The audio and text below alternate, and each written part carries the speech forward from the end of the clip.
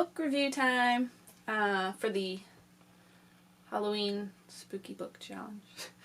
And today's book is The Doll in the Garden, a ghost story by Mary Downing Hahn, I guess is how you say that.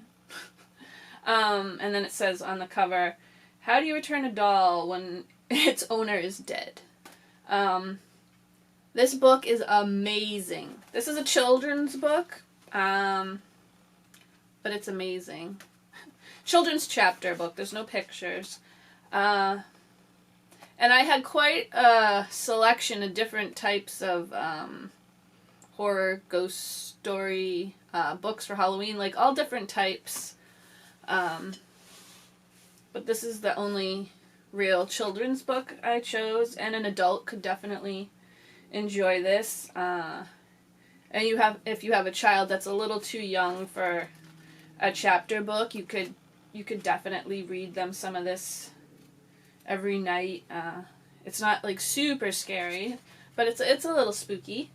I would have lost my mind over this book when I was 11, and it's crazy. I say 11 because this came out when I was 11, and I never knew this book existed. And Mary Downing Hahn had a book which was kind of famous when I was 11, 12, called Wait Till Helen Comes, which is another ghost story, which I have, but I couldn't find it. And I read then, and I read as an adult, which is okay, but not as good as this one, even though I think that's probably her most famous one. And then I just happened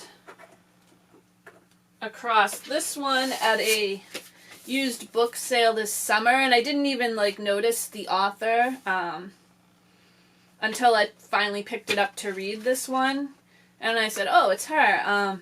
And this one was pretty good too.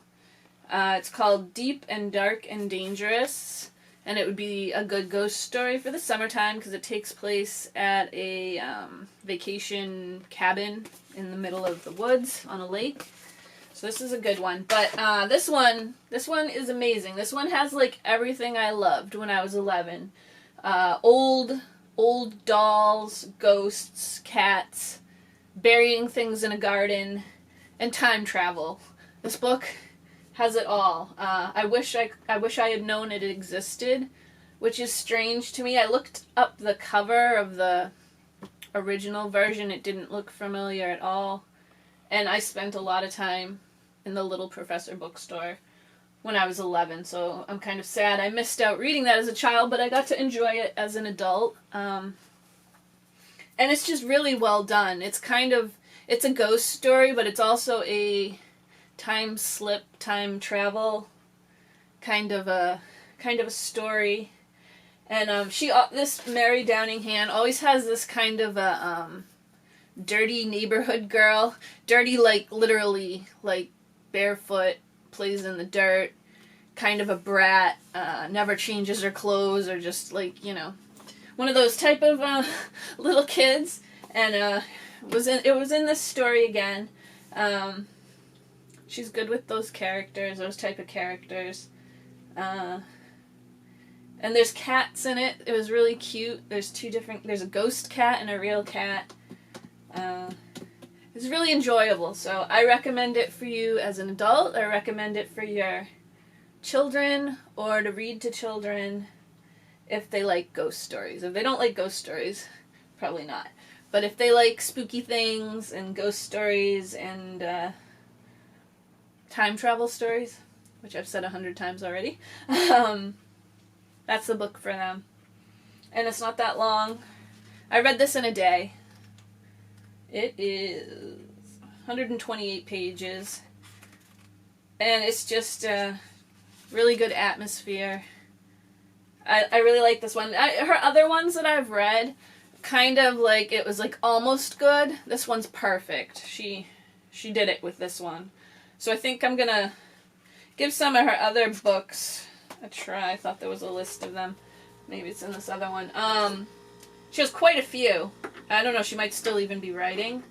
Lots of ghost stories for kids, so.